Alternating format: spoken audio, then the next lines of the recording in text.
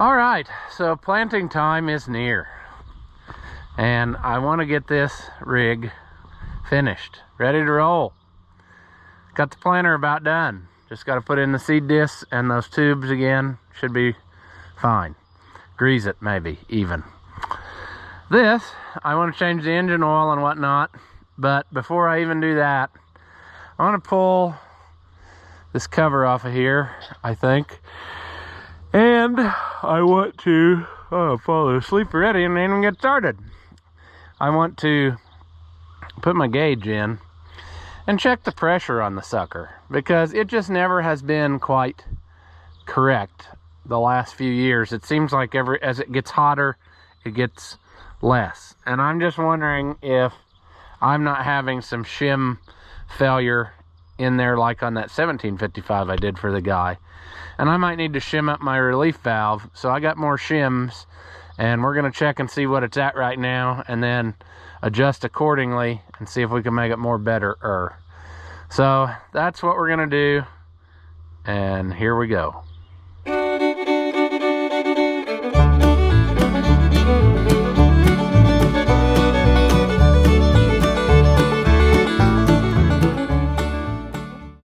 All right, welcome back. If you haven't seen my videos before, I'm Rusty Oliver Man, and today, as I said, hydraulics.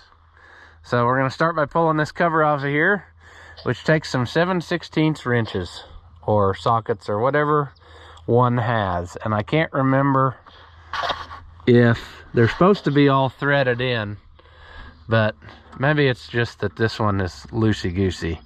I was gonna say I thought maybe I had a nut on the back and had to have a second wrench, but I don't think that's the case. I think it's just loose. So I gotta get the tools. You would think I'd be prepared, but I'm not. I'll get the tools and the gauge, and I'll have to get an Allen headed something or other to get that out of there. I see a little drippy drip there, but I don't see anywhere that it came from. Everything looks fairly dry as far as that goes. It's covered with dirt, but it looks fairly not moist, so it might have dripped out of our brake. I do have a brake seal and kit and all that, O-rings to put on this tractor on one side or another, and I never got that done. So, because we found it the other day when we were looking for parts, and it was laying on top of another tractor. So yeah, I'll get the stuff and we'll get going. All right, there's our gauge. There's some more stuff. Let's get this out. This tractor is going to be very difficult to work on because of the not aftermarket, kind of aftermarket. Aftermarket made in original style. We'll say it that way. These steps, which are like the 2255 factory cab steps. And they're super handy to make it to get on. However, when you got to work underneath here, you ain't got a lot of places you can go with your fatness. And I see another problem I just created for myself. Did you see that problem? Should have brought a wrench and not a ratchet. But that's okay. We like to go get more tools for no apparent reason. So we'll do that. Maybe if I'm lucky, there's a 7/16 in the tractor toolbox here that you're sitting on. There should be. And the reason there should be is because that is the size that the Bagler shear pins take. And sure enough, there was. Now, easy. This right here is the reason why these shields are always missing. Who wants to fool with this? Every single friggin' time you gotta do something. So they got taken off and thrown away. But I like them because they are original. And this one is original. Original paint even. All I did was bolt it on here. It came from a sale. And yeah. I have another one that's equally as nice. I just got the other day of this. I should probably put it on the 1755 and put the reproduction one on the 1955 because the 17's got such nice original paint. But I talked to myself. Oh, I see what the leak is, and I got something in the house to fix that too. Compensator valve O-ring. Leaking. Drippy, drippy, drip, drip, drip. And that's fine, because I got one of those to fix this very problem exactly. So I guess we'll get the gauge in. We'll see what she's like. And then we'll be adjusting this. So I will pull this out, put in the correct O-ring, which I think I tried to stop this leak once before, and it did not work with the O-ring I had on hand, obviously. So yeah, I'm gonna have to go under. There's no way about it. I'm gonna have to sit on the ground to get to that because of this step. So let's do that, and then we will get it running, and it should be warm enough. I had it running earlier and ran the blower on the whatchamacallit planter, so it should be to the effect that it's ready, it's warm enough, is what I'm saying.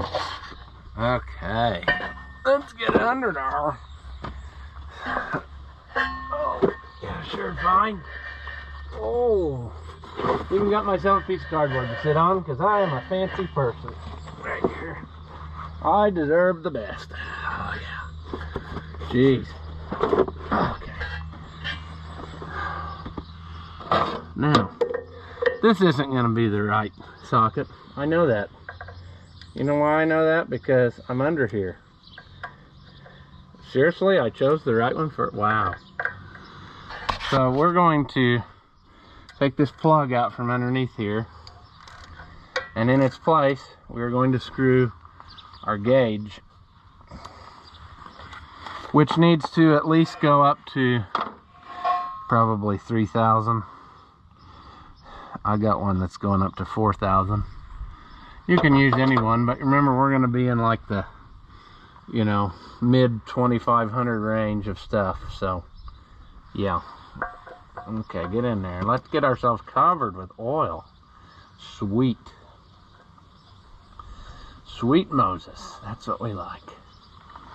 Now, if we do it real handily, we won't have brought anything to wipe our hands with, which we didn't. And also, yeah, we did manage to get it turned where we can read the numbers, which is what I was afraid of we wouldn't be able to do. So, let's crawl back out. Let's get us a rag or something to wipe up. And then we'll give her a run and see what's happening. Because I have a feeling that she ain't happening the way she's supposed to be.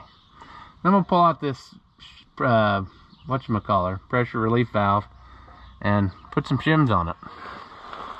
Okay, can you see the gauge from where you are? I'll move it even a little, camera.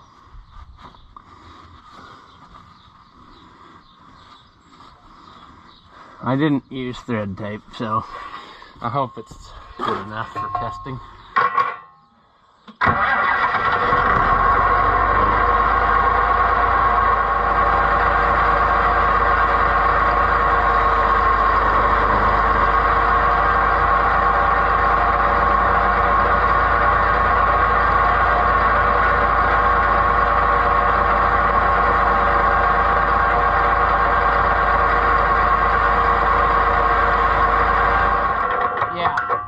As I suspected, we got us issues here, see? It was already seeming like it was blowing the relief valve where it was running before we ever started. And then when I turned it up to like maybe 2200, it was full on blown. And that ain't gonna fly. It needs to be like 2450 where it blows or so, or 2500-ish, in that neighborhood. And then, you know what I'm saying? So we're gonna pull this apart and see what kind of shim situation we have. We also need to pull our compensator apart and replace our O-ring. So I need to run in the house and get that bag of O-rings I found last night. I thought I'd ordered some. We will slap that on real quick so that that quits leaking whilst we're working. And we'll take apart the other deal, and hopefully we can make this much more better. So that's where we're at. All right, so here is the part number for your O-rings for the compensator valve. Here's your part number for the shims that you can get that we'll be using. Yeah, I already pulled the relief valve out. It's got a heck of a stack of shims on there already. Confirming what I believe to be true for years is that this pump is probably about on its way out, but we're gonna try to go another time. Okay, so we'll take this out right quick. I should probably have my O-ring ready to go because, yeah. See, we're doing this with a full load of oil. And another fun fact, I picked a bucket that has holes in it, so that's really working out for me in usual fashion. But let's just, since we're starting over, you don't really have to keep track of the amount of turns if you were going to do it to, you know, to put it back exactly righter, then yeah. Okay. Yeah, that O-ring ain't the greatest. And like I said, I think I put that on there here a while back this summer, or last winter, whenever we were messing with this tractor on the hydraulics, trying to get this leak drippy drip to stop. So hopefully now with the correct O-ring, it shall work. Let's start with it out more, and we'll always turn it in, you know? That would make much more sense. Let's get our shims ready, which are kind of expensive, if I remember right. I don't know. And I don't know what amount to start with. Start with a huge wad of them and then just take them off if we don't need them. Because we were pretty far away, in my opinion.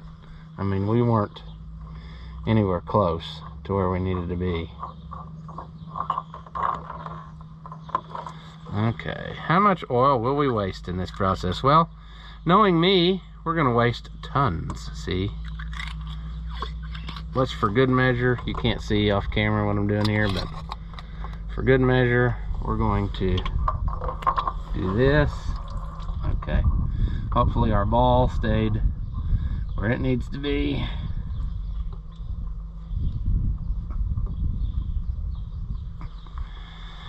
Yeah, we're good at making a mess. I don't know why, I just am.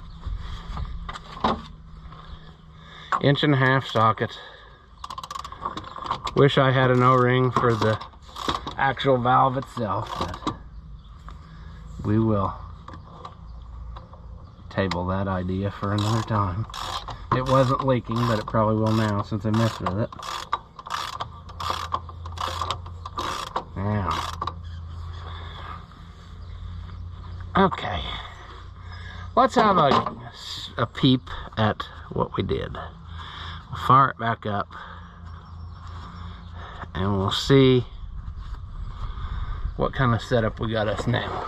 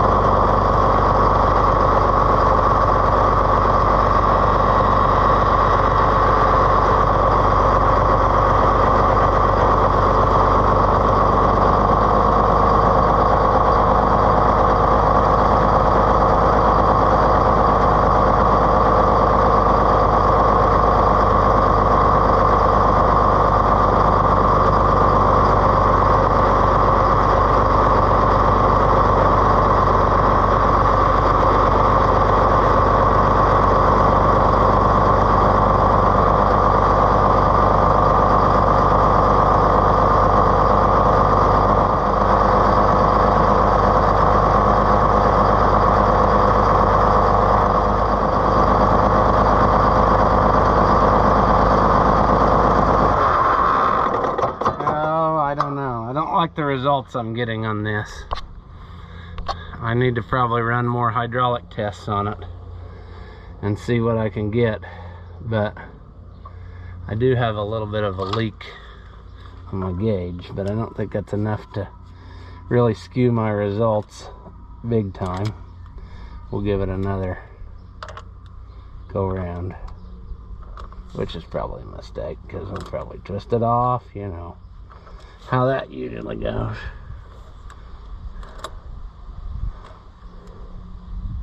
Okay. No, I'm not getting what I wanted. I'm getting, even with adding a bunch of shims, what was that piece I just dropped? I still am not getting a very consistent result. I'm not happy with. So, that was my plug that hit the dirt, and I don't like that either. I think I'm gonna double check something else. Since I ran the planter blower a while ago and just now, my oil level has dropped in the tractor, plus the little bit of draining this out doing this. So I think I'm gonna top it off again just to make sure I'm getting an accurate result here and I'm not sucking air part of the time. So I'm gonna do that first, and then I think we'll retest just to make sure that I'm not, you know, fooling myself. So I'll get some oil and come back in a second. All right, now we'll try again because we got definitely enough oil.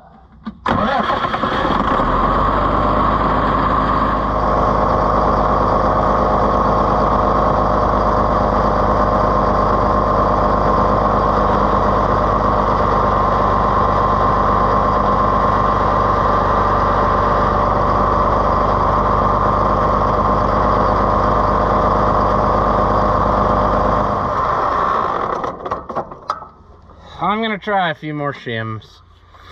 I'm not convinced I'm gonna make it much more better, but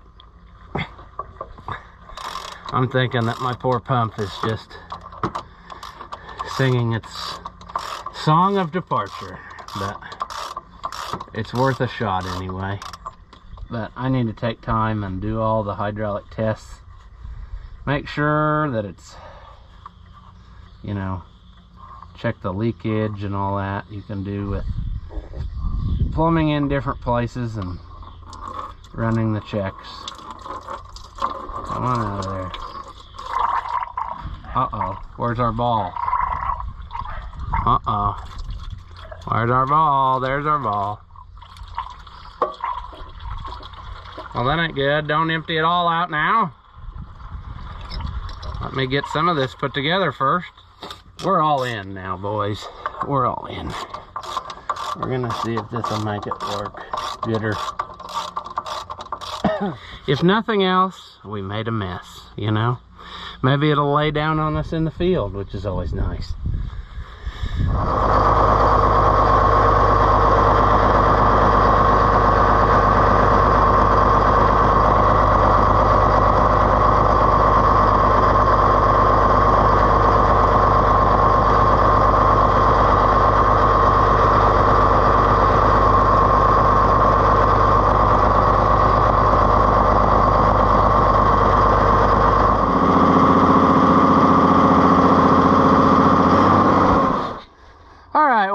Not as fruitful as I had hoped, but I think I got it livable for now. It's set about 2250 or so, and just messing with it, I can't get a whole lot more out of this pump. I'm afraid that it's pretty well on its last legs, as I had suspected years ago, and I've been using it ever since. But one thing that we got going for us is on the setup with the planter, it is actually like another oil cooler, so it should keep the oil fairly cool through the whole affair. Another thing to check would be to see if there's air leaks getting in it, you know, anywhere. It just seems like it gets hot, and it shouldn't get that hot, but right now it got hot because of all the maxing out I did with the pump. But anyway, I'm gonna try it there and see what happens. like I said, the worst case is it scatters into a million pieces and ruins everything we own. And then we have to start all over, but hey, you know, if that's the worst that can happen, play ball. So I'm gonna just roll with it. Like I said, hopefully I got that leak stopped and put that plug back in where the gauge was. And then we're just gonna give her a try. I mean, you know, it's not out of the realm of what I think is acceptable. I mean, it's hard to portray that maybe on film, but we're gonna see what happens. Like I said, the worst we can do is have a horrible, horrible meltdown and everything we own burst into flame. But other than that, it should be fine, you know? All right, well, that whole hydraulic procedure just confirmed sadness, which is what I thought. That pump is pretty well on its last leg, so we'll just move on to something that hopefully we can accomplish, which is filter changes. We're gonna change oil filter. And also I have a fuel filter, which last year was not available for some reason. They could not get it when I ordered it for a long time. So it's probably due for one. So we'll have to go with that. The sad part is it is a, well, I can open that bleeder and let the fuel out of the top. But basically, I don't have a hand primer because I took that pump off. And the reason being is I don't like those personally, because unless you have to have one, that's just a good way to put oil in your fuel, which is what is happening, I believe, to our 1755 up there. We'll do a video on that here shortly. But for now, yeah, we're gonna get on this. So I'll take the oil plug out, drain it into our good bucket, which shouldn't leak, unlike the bucket I got for the hydraulic oil. And then, yeah, we can be changing filters while we're waiting for oil to drain. So that's what we'll do. And probably shut off our battery so that we don't accidentally start it. And, you know, or if I drop dead and somebody else walks up here to finish, they don't start it. So yeah, anyway, I'll get you put down here and then we will get to work. Oh, I love these tractors and everything about them, but I will tell you that there's a lot of places that it can leak fluids, you know, because they have a lot of stuff going on, especially hydraulically. So come on. I don't know. Will we hit the bucket? Sure. Yeah, that oil's getting pretty thin. Needs to be changed. So good thing we're doing it now. It's also hot because I've been running the tractor.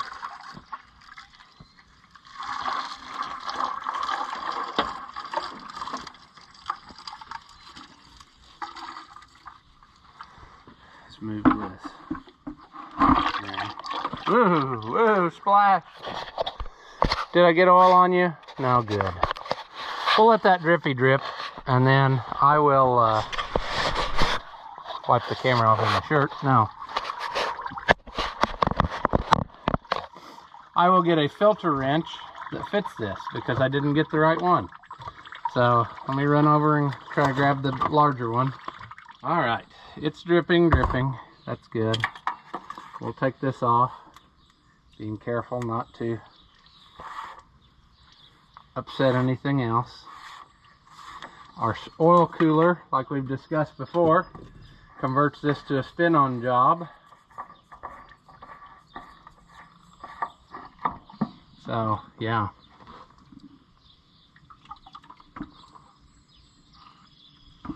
I'm gonna get rid of our filter first. Oh, yes. I should have brought more paper towels. I have some right up, not too far in my pickup, so I can go get some for this. Perhaps I will do that. And then I'll let you look at what this looks like, see, once I get it wiped up where you can actually see what it is. All right. There we go. Cleaning up.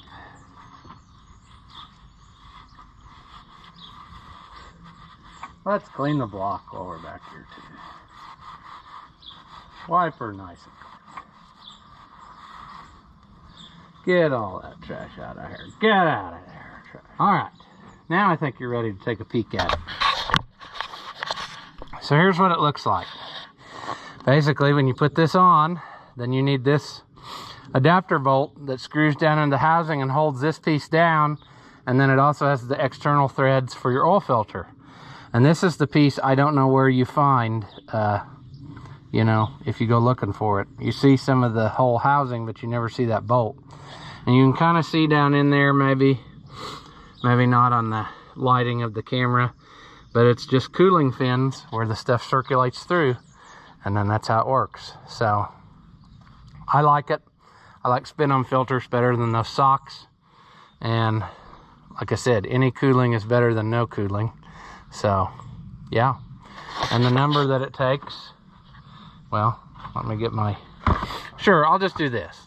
1458 is the Napa number. And that sure enough does cross to the crossover kit in the Agco parts book from when it offered this spin-on conversion. The Agco number is a long 700 number or whatever, but yeah, this is it. So let me stick you down here. All right, and get a little oil to lube our rubber ring, see, because you don't want to go in dry if you can help it.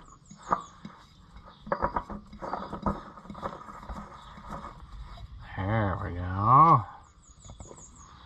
Now, I know some people say hand tight, but I always like to give them a little bit of a turn.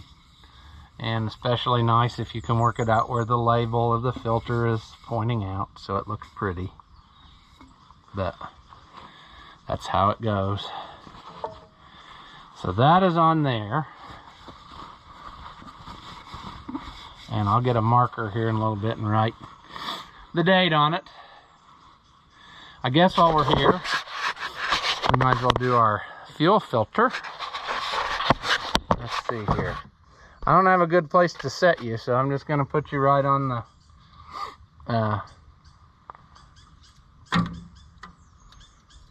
here we go. I think our bucket's done dripping, so let's try to catch the fuel that we're ultimately going to lose here. And I should have my stuff ready, because in a minute it's going to just keep coming out. Yeah, see? All right. It doesn't look bad, the stuff in it, but I'm a firm believer in the cheapest thing you can do is replace your filters. So I always replace filters, even if that's a foolish thing to do. Let's just see if we can let air in the top. Let's see here. This is supposed to be a easy squeezy clamp. Let's let air in the top, fill the filter back up, and then perhaps we won't need much cranking to get it back together. I have in fact had trouble with this before, where these filters wouldn't seal when you get new ones. I'm not having much luck out here doing what I wanted it to do.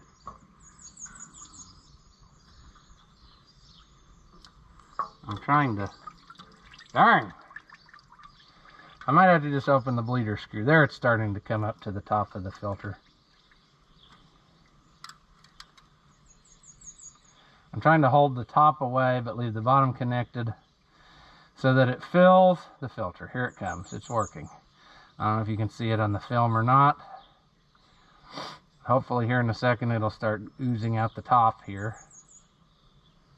You can hear it. Maybe you can't. And then when that happens, I'll put this band back on, see? It's got a little air in it, but I think it'll play ball. It'll probably die, and it'll take a little cranking to get her to go, but we got her. That'll collect dirt now that it's all moist. Put our oil plug back in and put some Earl back in this baby doll. Because we don't want to run her dry and ruin our lives. That would make me very, very sad if this motor blew up. Because so far, it appears I have done an excellent job on it. It has excellent oil pressure, and I'm very happy with how it turned out. And I really don't want to revisit it on the same one. You know, I got more tractors I can rebuild motors on. I want to do the same one over and over. All right.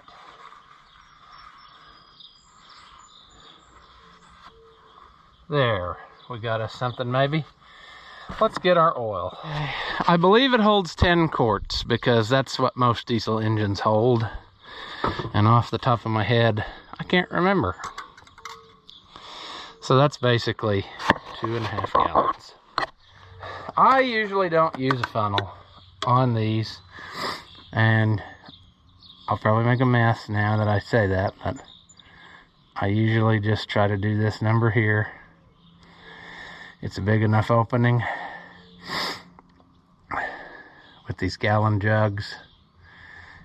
It works a lot faster and better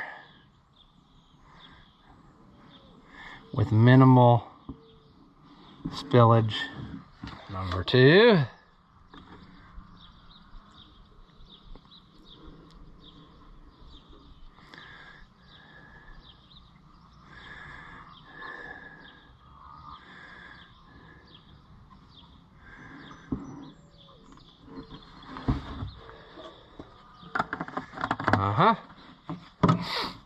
Probably for good measure should put the stick in and just see, but I'm sure it takes about 2 quarts more.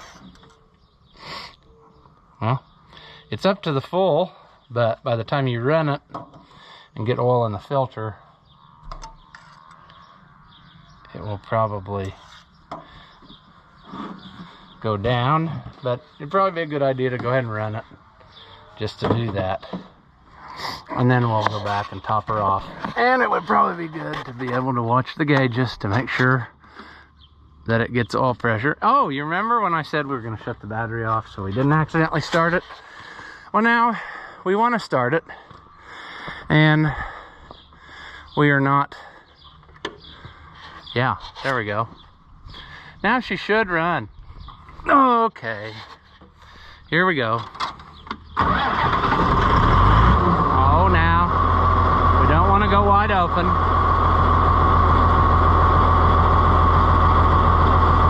Come on, oil pressure. There we go. There we go.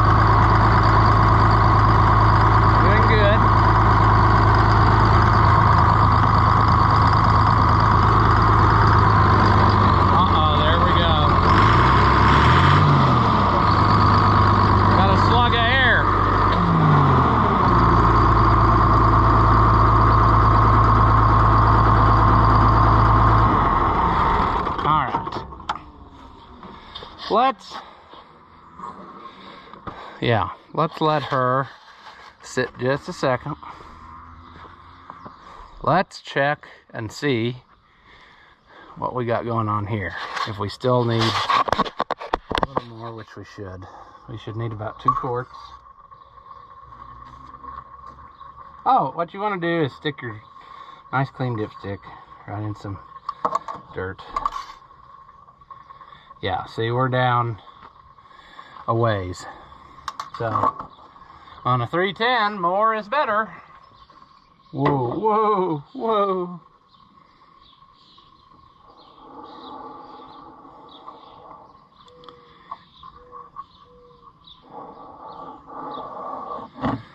stop at that first.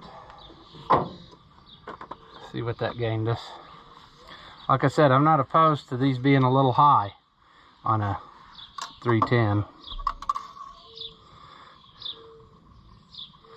And that's above the line, so I'm happy with that.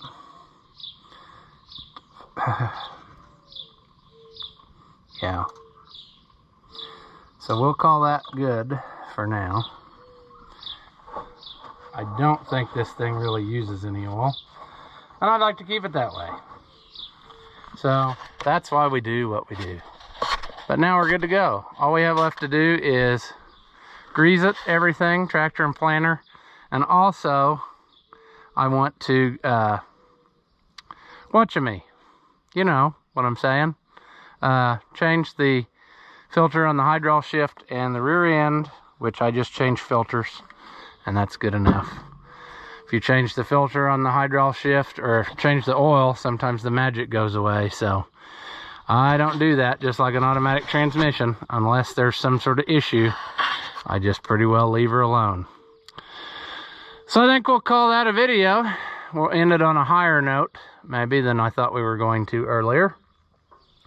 But yeah, oil change, filter change. You got to see what the oil cooler looked like, and new fuel filter. So we are in Fat City, friends. We're ready to start planning, basically. So that's where we'll leave her. As always, if you enjoy my videos, give them a thumbs up. That helps out the channel, and it doesn't cost you anything. Leave a comment.